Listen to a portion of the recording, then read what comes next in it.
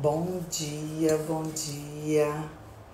Segundou, estamos aqui mais uma manhã, desfrutando desse presente de Deus que é o dia de hoje, né? O passado, que foi ontem, e os dias que se passaram, a gente traz toda a nossa bagagem, né? O futuro, a Deus pertence, mas está nas nossas mãos desenvolvê-lo, né? Good morning, Celso. Bom dia, Nilda. Bom dia, Val. Mas o presente é o que mais temos de poderoso, que é o dia de hoje. Glória a Deus por acordarmos. A gente, esse horário ainda tá assim, com voz de trovão, olho inchado de dormir, mas até aqui o Senhor tem nos ajudado e nos sustentado, né? Então vamos lá. Hoje é o dia... Deixa eu me atualizar aqui. Ai. A gente fica meia dormindo, né? 268 foi sábado. E 269 foi domingo. Então hoje é o dia 270 desse ano, de 366, um ano bissexto, né? Bom dia, Helena. Segunda abençoada. Hoje 16 de 9 de 2024. Tô em Laginha, na minha terrinha natal. E hoje eu almoço encontro 1076 aqui do Seis com Rafa, pra glória de Deus, né, gente? Bom dia, Dani. E sexta-feira nós tivemos uma aula, né, também introdutória do livro de Apocalipse.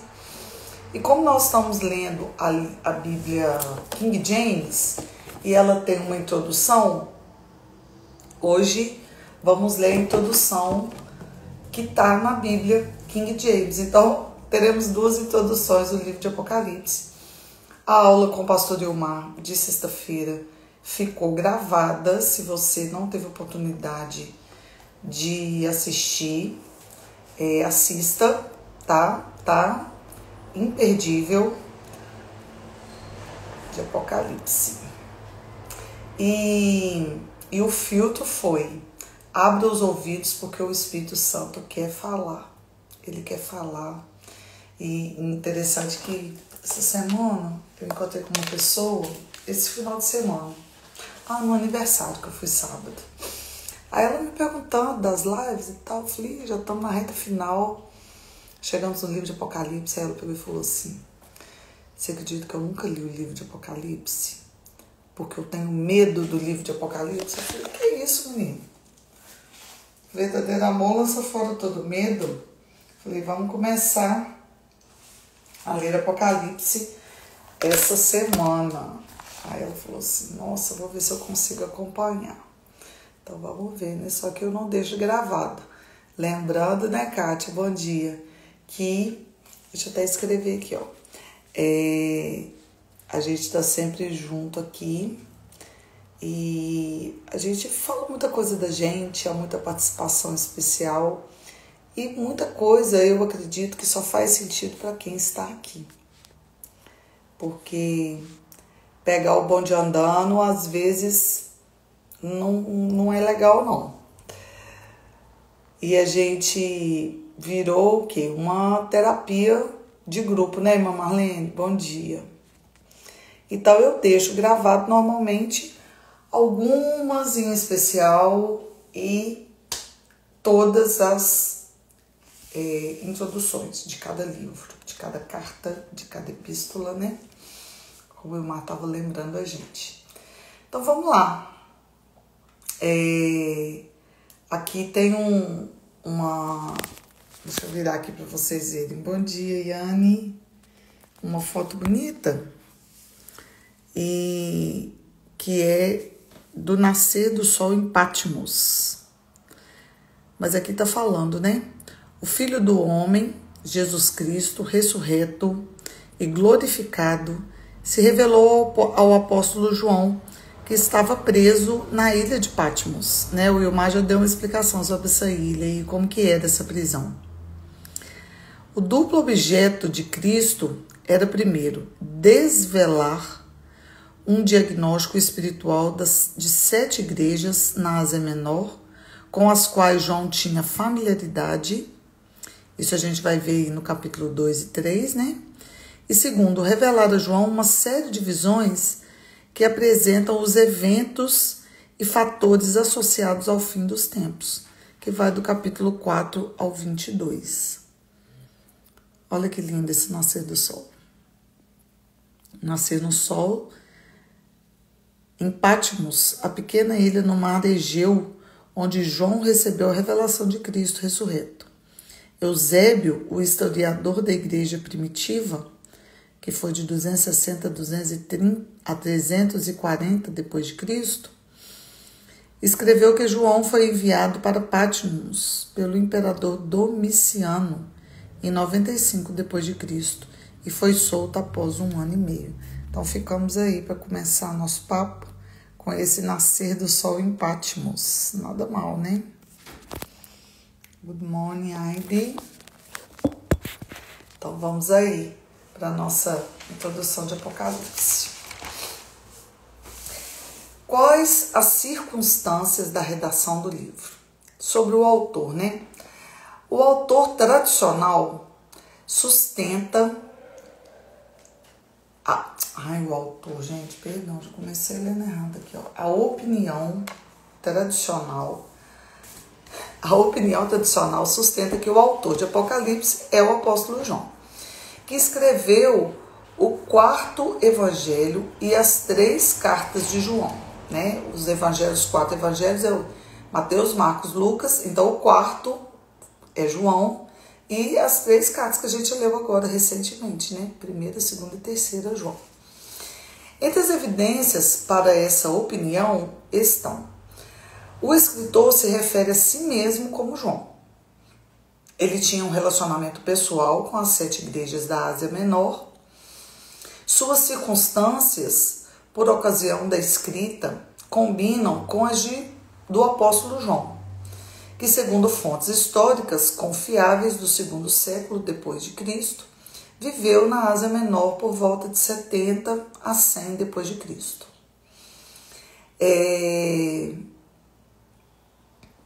A saturação do livro com imagens e ecos do Antigo Testamento sugerem um escritor judeu como João, atuando na Ásia Menor de predominância gentílica.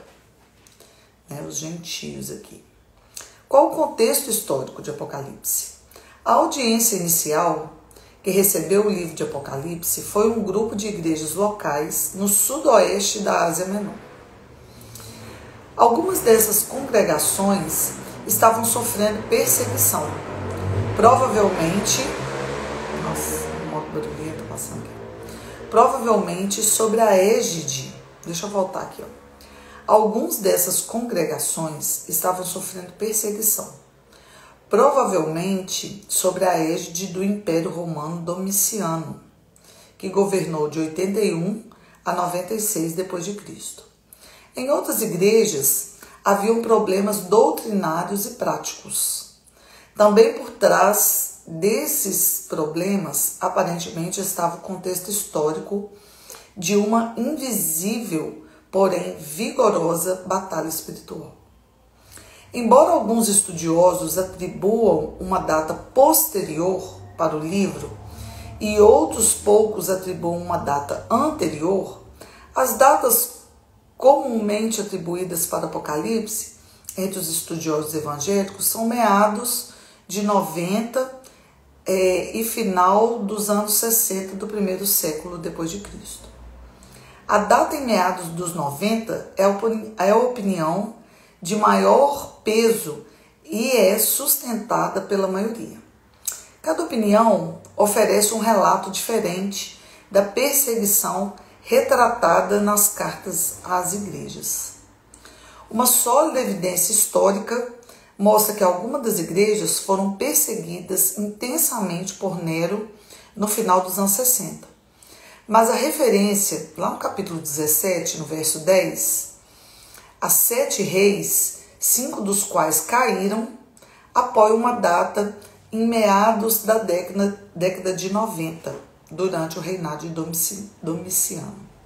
Então, isso aí é bom para quem gosta de datas, né, de coisas mais históricas, né? Fica aí para vocês degustarem aí, né? Embora seja possível apresentar uma defesa a favor de uma data no final dos anos 60, baseada em interferências relacionadas a Nero e numa possível referência ao Templo de Jesus, lá no capítulo 11, verso 1 e 2, vai citar o templo em Jerusalém. É de Jesus não, em Jerusalém. Que poderia sugerir que o templo ainda não tinha sido destruído, como o foi pelos romanos em 70 d.C. Todos os outros fatores favorecem uma data posterior por volta de 95 d.C. Entre os fatores mais notáveis está a tradição de que o apóstolo João esteve exilado em Patmos durante o período de intensificação da perseguição local de cristãos pelo imperador Domiciano. Então, essa perseguição, gente, sempre existiu, mas nunca parou a igreja, né? Bom a gente lembrar disso. Bom dia, Tônia, Dileg, irmã Marlene, Nayara, Vânia, todo mundo que está chegando aí, bom dia. Qual a mensagem e o propósito de Apocalipse? Grande parte do livro de Apocalipse concentra-se em eventos para o fim da era escatologia. Fim da era escatologia, né? Então, grande parte do livro de Apocalipse concentra-se em eventos para o fim da era, ou escatologia. Muito mais do que qualquer outro livro da Bíblia. Mas também se concentra em escolhas práticas que cristãos e incrédulos devem fazer no curso de sua vida. Escolhas que possuem consequências de longo alcance no final. Qual a contribuição para a Bíblia, o livro de Apocalipse? Ele provê uma visão geral bem completa da teologia. Há muita coisa neste livro a respeito de Cristo, da humanidade e do pecado, do povo de Deus, tanto da igreja como de Israel, dos santos anjos e de Satanás e seus demônios. Há um material importante sobre o poder de Deus e sua triunidade, ou seja, trindade, além do aspecto da obra do Espírito Santo e da natureza da Escritura, né? Bom dia, Guilherme, bom dia, Rose, Gambati. Então vamos lá, a estrutura do livro de Apocalipse. O livro de Apocalipse oferece uma visão antecipada de sua estrutura sequencial no capítulo 1, verso 19. Que está escrito lá, né? Escreve as coisas que tu tens visto, as que são e as que hão de acontecer. Do ponto de vista do apóstolo João, recebendo a ordem para escrever, ele já tinha tido a visão do exaltado Filho do Homem, aqui no capítulo 1. Em seguida, foi-lhe dito que escrevesse cartas às 7 igrejas, falando a cada uma sobre o estado de sua saúde espiritual, que vem aí no capítulo 2 e 3. Por fim, veio o corpo do livro, que é a partir do verso 1 do capítulo 4 até o 22, no verso 5, que cobre todos os eventos que hão de acontecer. Isso aí. Qual o esboço, né, aqui desse livro? Primeiro vem a introdução, as coisas que você viu, e aí vem o prólogo, saudação e doxologia, o Filho do Homem e as igrejas. Segundo, carta às igrejas da Ásia. Então a igreja, são escritos, né? A igreja de Éfeso, de Esmirna, de Pérgamo, em Tiatira, Sardes, Filadélfia e Laodiceia. Terceiro ponto aqui desse esboço, visão do fim dos tempos, as coisas que acontecerão daqui em diante. Então vem sobre a sala do trono celestial, depois a abertura dos 7 selos, o ressoar das 7 trombetas, os sinais antes da ira do final de Deus, as 7 taças da ira de Deus, o reinado do Rei dos Reis e a Nova Jerusalém. E qual que é a conclusão? Que é por último, né? A ordem para não selar o rolo, lavando as vestes e a água da vida, advertência quanto a acréscimos à profecia e garantia final e bênçãos. Então, esse aí é o esboço do livro de Apocalipse.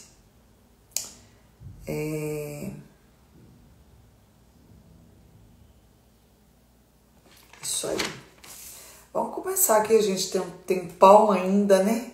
Vamos começar a ler aqui o capítulo 1 para a gente já ir desfrutando. E é interessante, sabe o quê? Que cita tanto aqui o Antigo Testamento, o Antigo Testamento não, e falas de Jesus mesmo, né? Que João só prescreve, que eu não sei se a sua Bíblia tem as falas de Jesus em vermelho. Apocalipse é praticamente tudo em vermelho. Interessante isso aqui, né? Bom dia, Luciano. Porque não são falas de João. Ó, até o verso 4 tá praticamente, o capítulo 4 está praticamente em vermelho. Vamos lá, então.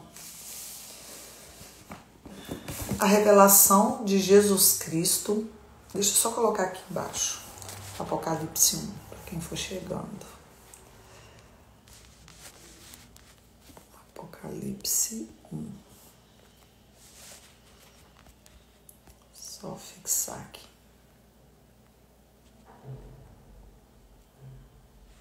Isso aí. Então vamos lá. A revelação de Jesus Cristo, que Deus lhe deu para mostrar aos seus servos coisas que em breve devem acontecer. E ele a declarou enviando-a por meio do seu anjo ao seu servo João. Então aqui, explicando sobre esse versículo 1, revelação significa desvelamento. O que está velado vai ser desvelado. Traduz a palavra grega apocalipsis, escrita bem diferente. Seu uso nessa perícope indica que o livro de Apocalipse é literatura apocalíptica. Assim como Daniel no Antigo Testamento, a revelação de Jesus Cristo, Jesus o Messias, pode significar o desvelamento sobre Jesus, o desvelamento por ele ou ambos. Seus servos se refere a todos os cristãos. Verso 2. Então, o seu anjo é seu servo João, que deu testemunho da palavra de Deus e do testemunho de Jesus Cristo e de todas as coisas que ele viu.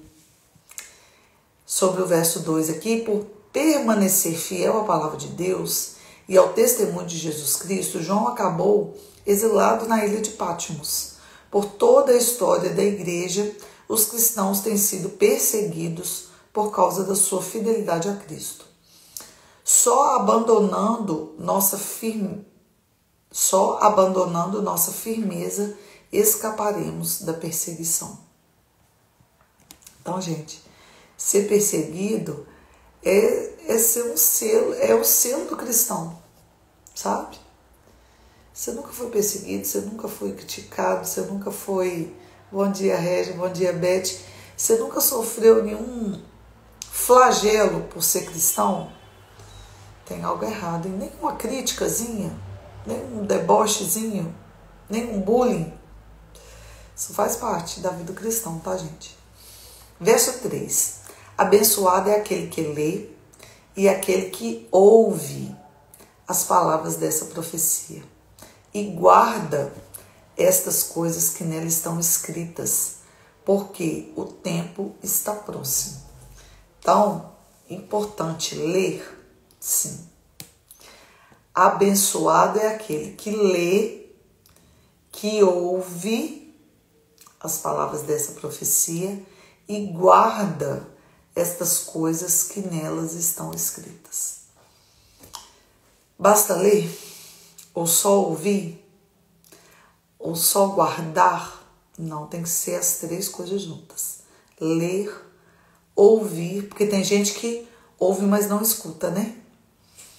E guarda as coisas que nelas estão escritas, porque o tempo está próximo. Então aqui,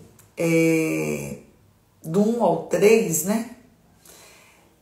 Em breve devem acontecer e o tempo está próximo. Tem sido usado por críticos para alegar que as profecias de Apocalipse falharam, uma vez que elas não se cumpriram nos mais de 1900 anos desde que o livro foi escrito.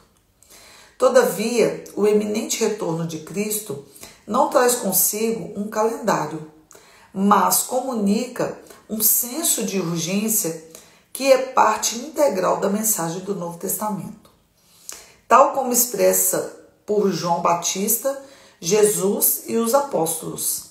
Então, sempre na Bíblia vai falar sobre essa volta, essa brevidade da nossa vida aqui. E eu sempre falo, né? Sempre, todos os dias. Se eu não morrer, Jesus não voltar? Por quê? Como bem explicou Ilmar, seremos arrebatados antes do juízo final. Mas, para quem foi arrebatado, Jesus voltou. E para quem morreu nessa terra, Jesus já voltou. A vida aqui já cessou, né? Então, isso é muito breve. Por mais que a gente esteja aumentando a nossa longevidade, a previsão de vida nossa é o quê? Com lucidez. É muito pouco, né, gente? Perto da eternidade é muito pouco. Então, a primeira vinda de Cristo marcou o tempo, quando a história entrou em sua última fase antes da eternidade. Paulo expressou a urgência que isso envolve. Eis aqui agora o tempo aceitável. Eis aqui agora o dia da salvação. Isso está lá em 2 Coríntios 6:2. Então, especificamente aqui sobre o verso 3, a leitura dessa profecia traz consigo uma promessa de bênção. A leitura em vista não é apenas mental. O leitor deve também guardar, ou seja, levar a sério e pôr em prática as coisas que nela estão escritas.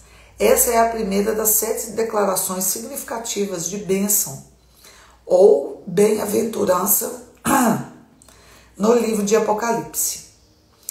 7, o número da perfeição, aparecerá várias vezes por todo o livro. Então, aqui o número 7, né? 7 trombetas, 7 selos, que significa o número da perfeição. Tem a ver também com a criação do mundo, né? 6 dias e 1 de descanso. Vamos lá, verso 4. João, às 7 igrejas que estão na Ásia. Então, aqui a gente já viu essas 7 igrejas, né? Que até falamos aqui sobre o esboço, né? Éfeso, Esmirna, Pérgamo, Tiatira, Sardes, Filadélfia e Laodiceia.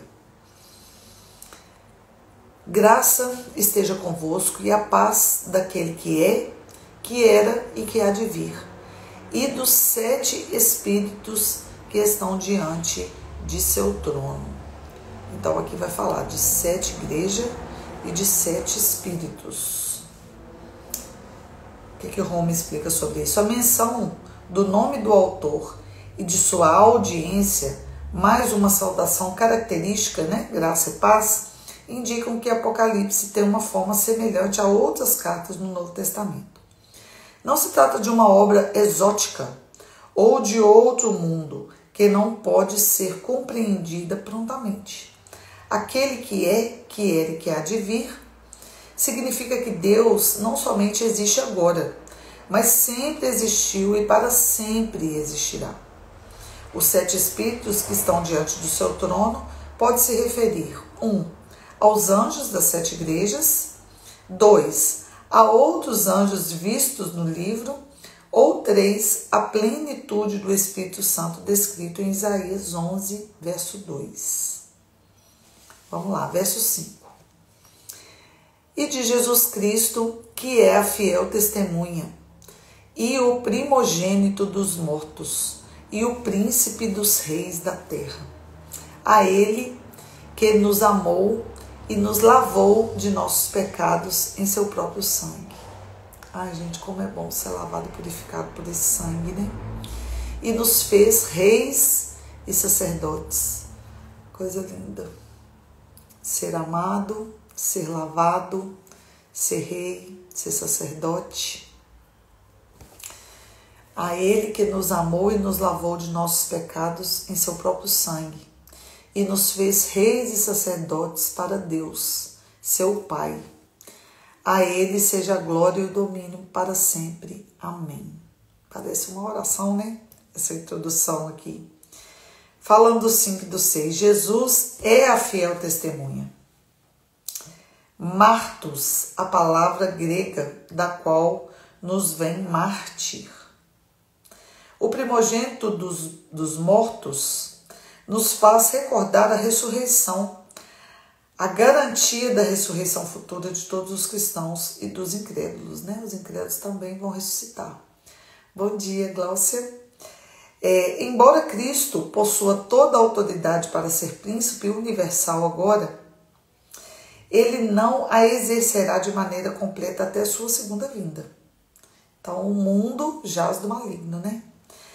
Nos lavou de nossos pecados em seu próprio sangue. Não significa, neste livro, que somos salvos automaticamente pela morte de Cristo na cruz, como se toda a humanidade estivesse salva, independentemente de suas crenças. Então, isso não é verdade.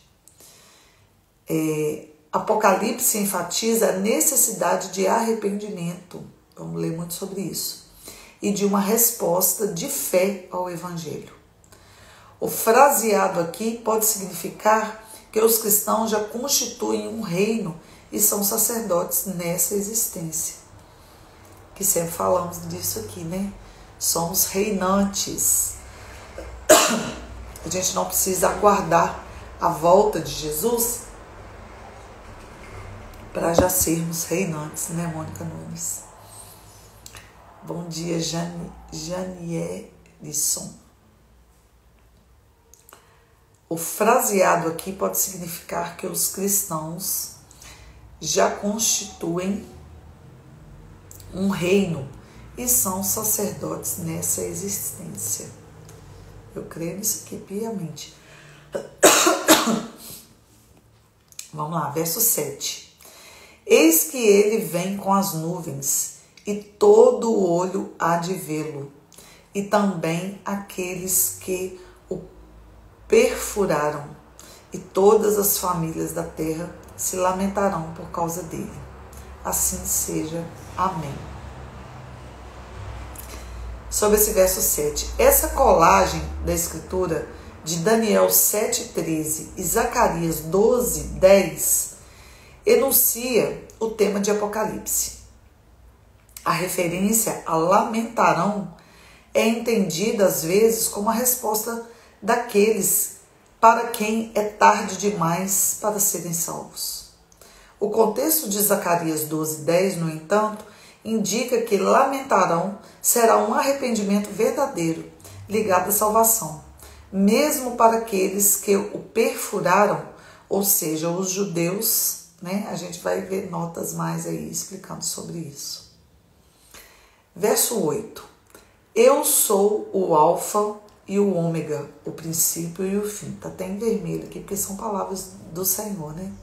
De Jesus. Diz o Senhor, que é, que era e que há de vir, o Todo-Poderoso, né? Eu sou o alfa e o ômega.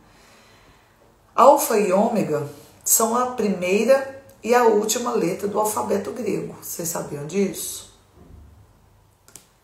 Não tem de A a Z que a gente fala, né, no nosso alfabeto? Lá é de alfa a ômega.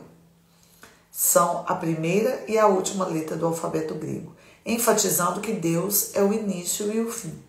Provavelmente Jesus disse Aleph e Tav, primeira e última letra do alfabeto hebraico, sobre que é e que era e há de vir. Vê nota no versículo 4, a gente vai ler ainda.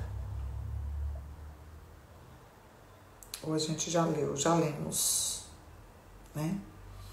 Verso 9.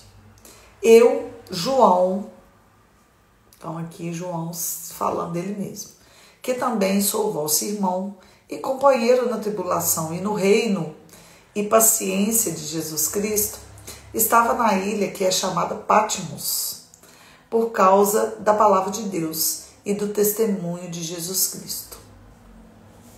Explicando o 9 aqui, a tradição indica que o apóstolo João foi exilado pelo imperador romano Domiciano em uma colônia penal na ilha de Patmos, cerca de 64 quilômetros a sudoeste de Éfeso, no mar Egeu, por volta de 95 d.C.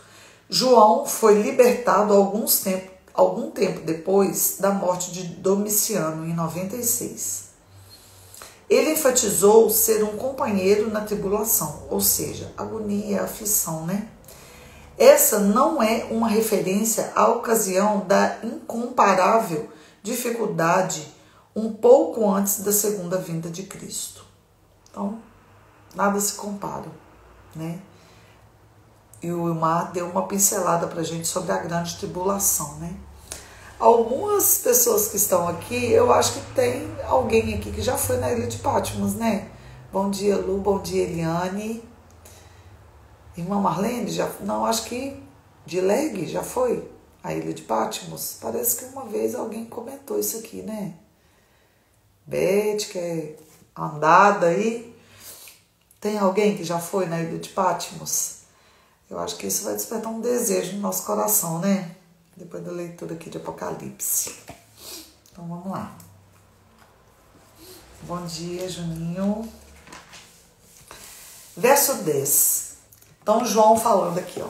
Eu estava no Espírito no dia do Senhor e ouvi por trás de mim uma grande voz como a de uma trombeta. O que é isso? No Espírito se refere ao estado espiritual no qual João se encontrou quando recebeu as visões do Apocalipse. O dia do Senhor é provavelmente uma expressão que se refere ao primeiro dia da semana, o domingo, o dia da ressurreição, que se tornará o dia de adoração para os cristãos, né? Tem alguns irmãos em Cristo, né? Os adventistas guardam o sétimo dia, que é o dia que Cristo descansou, que Deus descansou, né? Se ele precisa descansar, que dirá nós, né? E muitos cristãos guardam o domingo, que é o primeiro dia da semana, que é o dia da ressurreição. Bom dia, Mônica Nunes, Receputi. Então vamos lá. Deixa eu repetir o 10 e seguir o 11 aqui. Eu estava no Espírito no dia do Senhor e ouvi por trás de mim uma grande voz, como de uma trombeta, dizendo: Eu sou o Alfa e o Ômega, o primeiro e o último. E o que tu vês, escreve em um livro e envia-o às 7 igrejas que estão na Ásia, a Éfeso e a Esmirna e a Pérgamo e a Tiatira e a Sardes e a Filadélfia e a Laodiceia. Alguns intérpretes, aqui falando sobre o verso 11, acreditam que Apocalipse foi escrito como um livro, ou seja, no formato de códice. Mas é muito mais provável que a palavra grega aqui, biblion, deva ser traduzida como rolo. As 7 igrejas locais, mencionadas em Apocalipse, foram escolhidas dentre todas as igrejas da Ásia Menor, para servirem de exemplo dos tipos de realidade que se desenvolvem na vida da igreja. A gente vai se identificar com muitas igrejas aqui, né? Essas 7 foram escolhidas óbvias, uma vez que estavam situadas nas estradas de uma rota postal circular, dando-lhe proeminência em decorrência de sua facilidade de acesso. Aqui tem até um mapa que mostra essas igrejas. Deixa eu até mostrar aqui para vocês. Deixa eu mostrar esse mapa aqui para a gente entender melhor. Bom dia aí, Beni, Carolídia. Esse mapa aqui mostra as 7 igrejas. Tá vendo, ó? 1, 2, 3, 4, 5, 6, 7. Da Ásia Menor. Quem gosta de geografia, ver mapas é bom, né? Então vamos lá, verso 12. E voltei-me para ver a voz que falava comigo. Então, João falando aqui no verso 10, né? Que ele estava no Espírito no dia do Senhor e ouviu por trás dele uma grande voz como uma trombeta. E falou aqui o que falou no verso 11. E voltei-me para ver a voz que falava comigo. E voltei-me e voltando-me, eu vi 7 candelabros de ouro. Os 7 candelabros de ouro são as 7 igrejas, né? Então vamos aqui, até tem uma... Dá vontade de ler seguido e a gente ainda tem um tempinho. Vamos ler seguido e depois vamos voltando? Então vamos lá, ler seguido aqui do 12 até o 20. E voltei-me para ver a voz que falava comigo. E voltando-me, eu vi 7 candelabros de ouro. E no meio dos 7 candelabros, alguém semelhante ao Filho do Homem, vestido com uma roupa comprida até os pés e cingido com um cinto de ouro no seu peito. Sua cabeça e seus cabelos eram brancos como a lã, tão brancos como a neve, e os seus olhos eram como chama de fogo, os seus pés como bronze polido, como se queimassem em uma fornalha, e a sua voz como o som de muitas águas. Eu sempre que eu estou numa cachoeira, alguma coisa assim, no som de muitas águas, eu acho que a experiência mais viva, assim, de comparar isso ao som da voz de Deus, lá em Foz do Iguaçu. Eu tive 2 experiências grandes, assim, em Foz do Iguaçu e lá no Canadá, em Niagara Falls, né? Eu acho que são os lugares onde eu mais vi uma água volumosa. Foz é incomparável, né? A sua voz como o som de muitas águas. Muitas águas. E ele tinha em sua mão direita 7 estrelas. E da sua boca saiu uma espada afiada de 2 gumes. E a sua face era como o sol quando brilha em sua força. E quando o vi, caí como morto aos seus pés. E ele pôs a sua mão direita sobre mim, dizendo: não temas, eu sou o primeiro e o último. Eu sou aquele que vive e que estava morto. E eis que eu estou vivo para sempre. Amém. E tenho as chaves do inferno e da morte. Aleluia.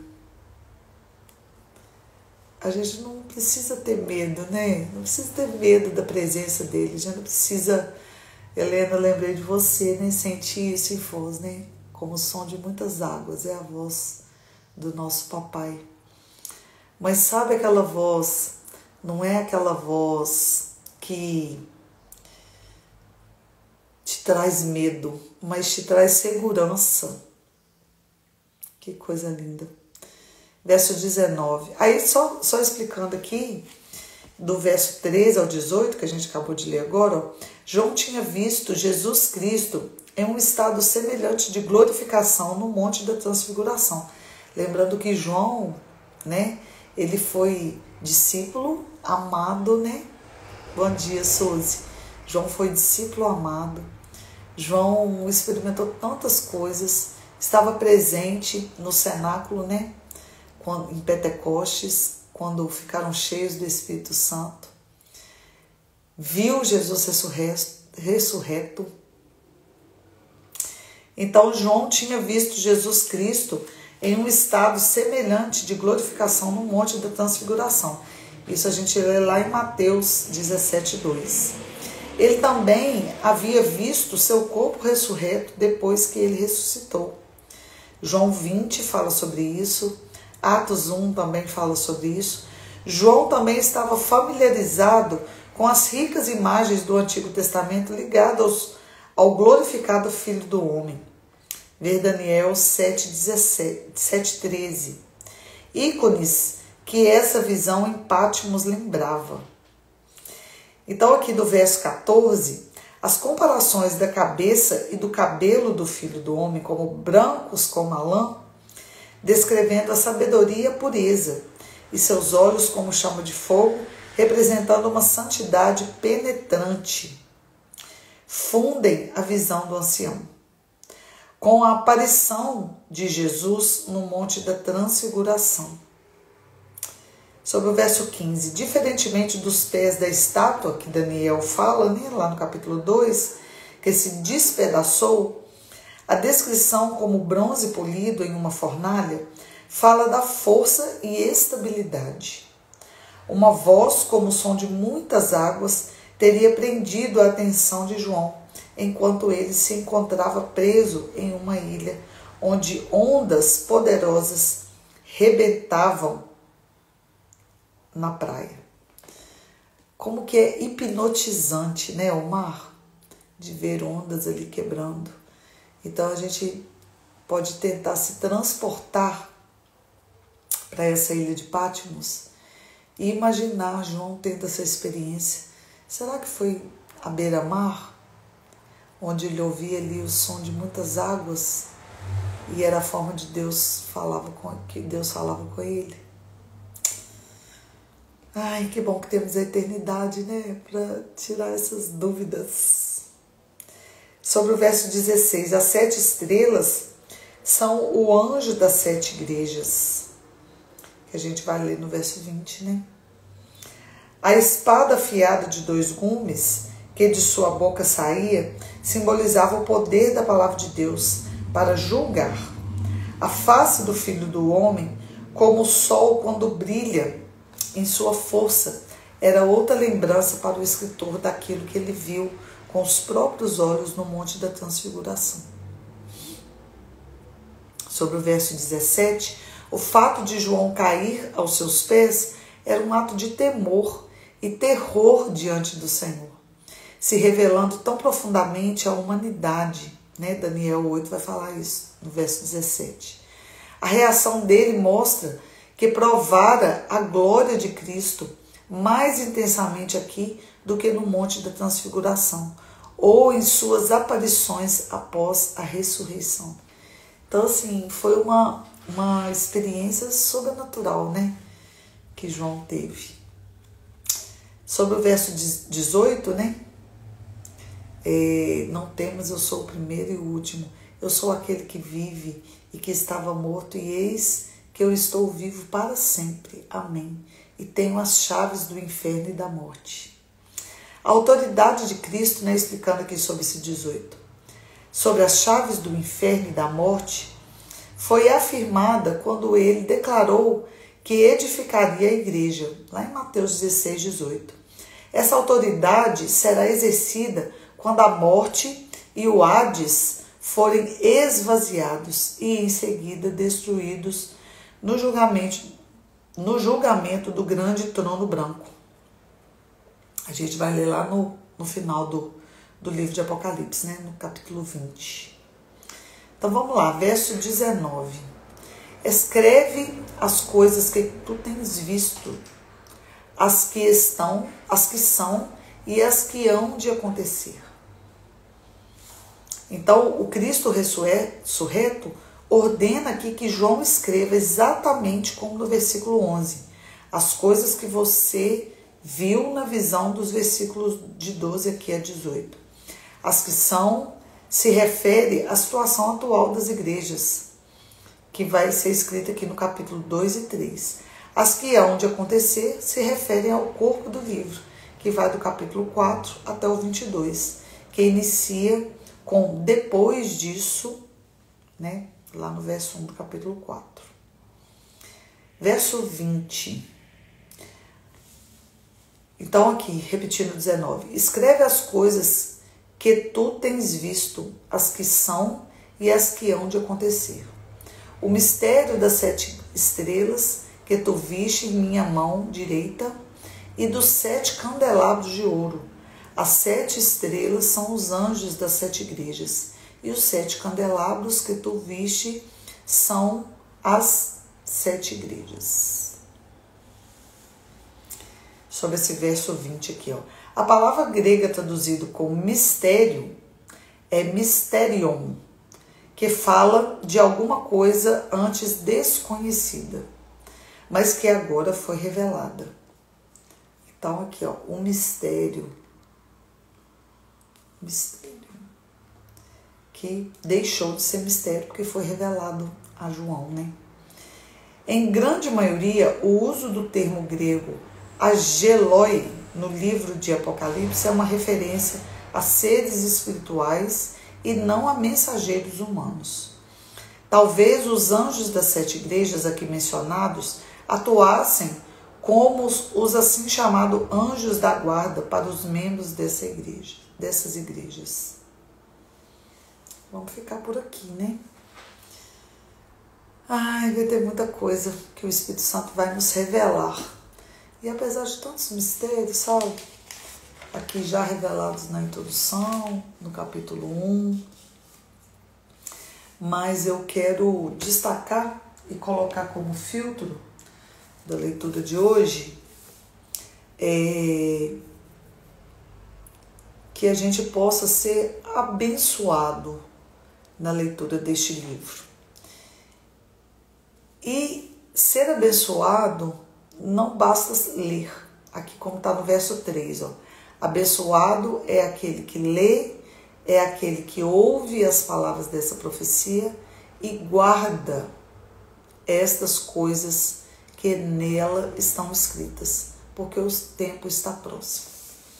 Então, qual é o filtro que eu quero, que a gente precisa internalizar nessa reta final aqui do Seis com Rafa, né? O último livro que a gente está lendo, que é o último livro da Bíblia, dessa forma que a gente tem em mãos, né? Não sei se foi o último livro escrito, eu não tenho a Bíblia cronológica, mas que a gente tenha isso em mente, para que eu também tenha revelações inéditas, porque como foi o filtro de sexta-feira, né, com a aula do Ilmar, abre os ouvidos porque o Espírito Santo quer falar.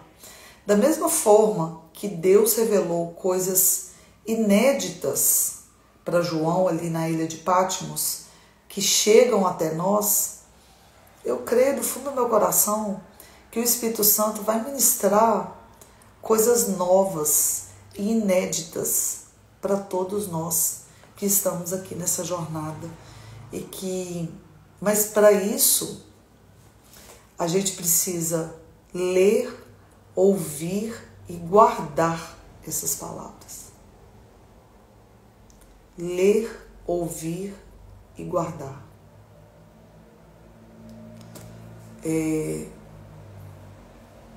Gente, a minha mente, ela vaga.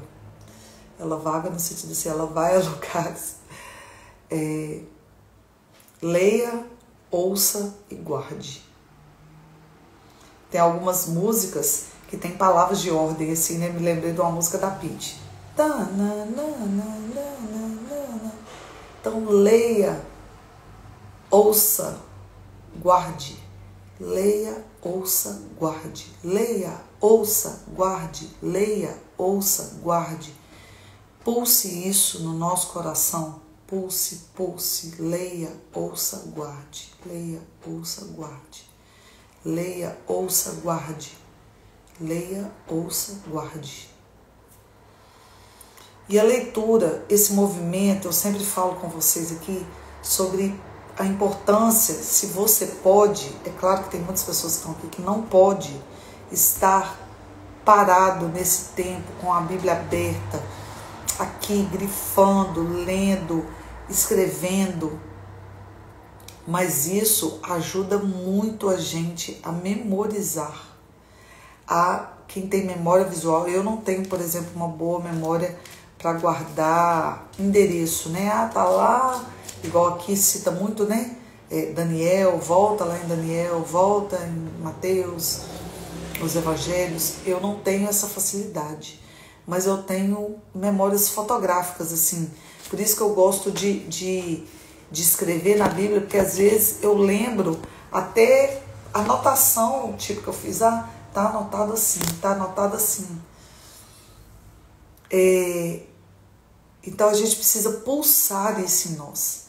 Interessante, eu não sei se alguém assistiu ontem o Fantástico, uma reportagem falando sobre o Alzheimer e comentando que as pessoas analfabetas têm maior índice de Alzheimer, tendência a ter Alzheimer. Por quê? Exercita menos a mente. Então a importância da leitura, de ler, de praticar, de escrever. Mesmo hoje a gente podendo digitar, né, teclar aqui no celular, escreva. A caligrafia é uma coisa única que Deus nos dá. Você já parou para pensar sobre o privilégio da caligrafia? Né? Você vê que quantos mistérios, quantos crimes são desvendados pela caligrafia. Hoje se escreve tão pouco, né? Então tenha um caderninho, 2, 3, 5 bloquinhos de anotação, sabe? Isso faz bem para a mente, ajuda a gente a memorizar. Então, hoje a gente leu a introdução e o capítulo 1, né? Mas o filtro de hoje é esse. Leia, ouça e guarde. Seja abençoado. Leia, ouça e guarde. Leia, ouça, guarde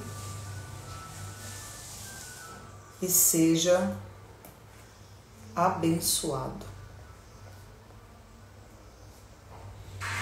Quer ser abençoado? Leia, ouça e guarde. Ok?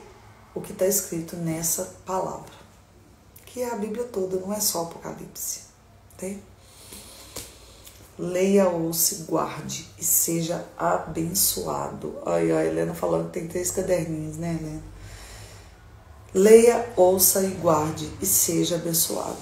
Helena Barbosa, Danaída Papecor, Val Giacomin, Mônica Nunes, Careolídia Otti, Rosemary Gambatti, Mônica Receputi, Tônia Fonseca, Celso Rodrigues, Gilergue Pageu, Kátia Alves, Vânia Berbet, Regiane Miguel, Glaucia Merique, Suzy Darli Pereira e Nilda Schneider.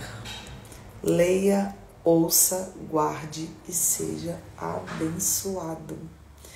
Vamos ficar por aqui. Essa live fica gravada. Se você quer que outras pessoas também leiam, ouça, guarde e seja abençoado, compartilhe ela com outras pessoas. Chame, gente, vamos estudar o Apocalipse juntos.